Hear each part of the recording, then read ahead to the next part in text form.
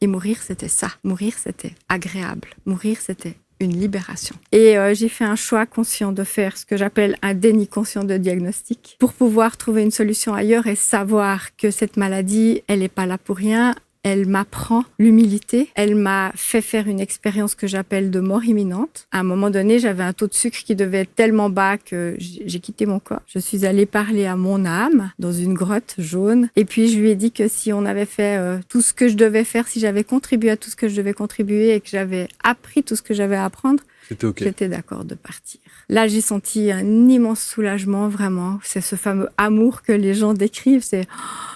il reste plus que la facilité et toute la lourdeur des choses de la terre s'en vont. Et j'ai une petite voix qui est venue me demander et tes 3 enfants. Vous savez quoi? J'attendais la fin de votre phrase pour vous dire, mais et vos 3 enfants? Et cette petite voix-là, je lui ai répondu égoïstement, on va dire ça comme ça. J'ai dit, je sais, ça va être une épreuve, mais on n'en meurt pas. Complètement, j'étais prête à lâcher tout si c'était mon destin. Et au moment où j'ai répondu ça, je suis revenue dans mon corps parce que c'était pas mon or. Par contre, ce que ça m'a apporté, c'est cette dimension de, tu sais, si jamais tu n'arrives pas à gérer, que ça devient la catastrophe, tu vas mourir. Et mourir, c'était ça. Mourir, c'était agréable. Mourir, c'était une libération. Alors, ça me permet d'avoir un recul et un regard maintenant différent sur tous les événements que je vis.